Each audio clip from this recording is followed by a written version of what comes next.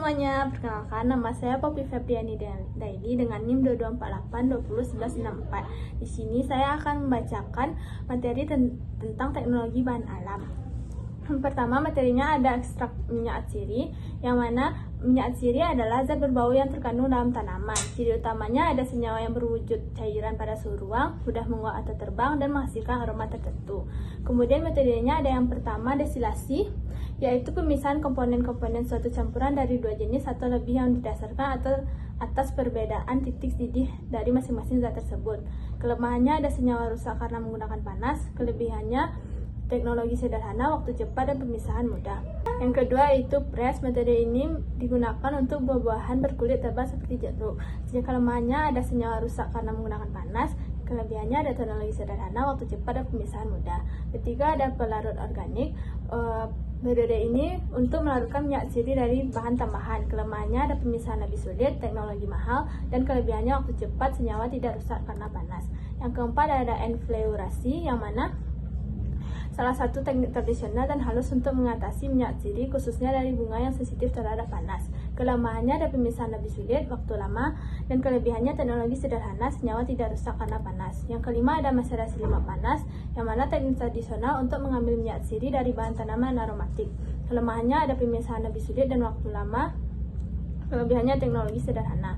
Fraksinasi dan isolasi. Fraksinasi adalah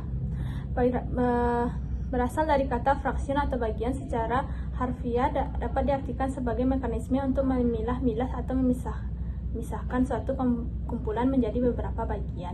Tujuannya yaitu mendapatkan fraksi tertentu dari suatu ekstrak, dan yang kedua melakukan isolasi atau pemisahan satu senyawa metabolit sekunder tunggal. Metodenya ada dua, yang pertama kromatografi lapis tipis, dan yang kedua ekstrak zat cair. Kemudian isolasi adalah proses memisahkan satu atau lebih zat murni dari suatu campuran berdasarkan perbedaan sifat fisiknya.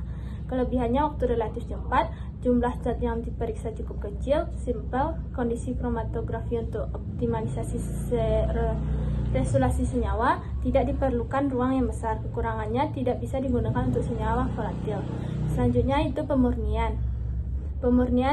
Proses pemurnian kembali senyawa organik padat dari bahan pengotornya dengan cara mengkristalkan kembali senyawa padat yang telah dilarutkan ke pelarut. Prinsip kerjanya yaitu senyawa dilarutkan dengan pelarut yang dapat melarutkannya pada suhu tertentu. Dekantasi.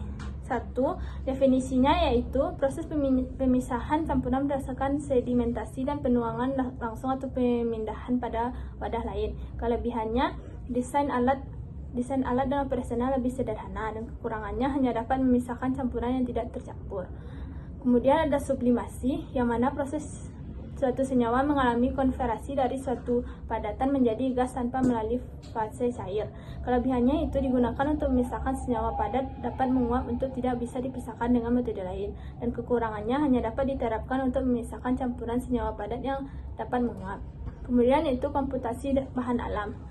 Komputasi dapat diartikan sebagai cara untuk menemukan pemecahan masalah dari data input dengan menggunakan suatu algoritma. Hal ini ialah dapat disebut dengan teori komputasi, suatu subbidang dari ilmu komputer dan matematika. Sekian presentasi yang saya sampaikan. Terima kasih.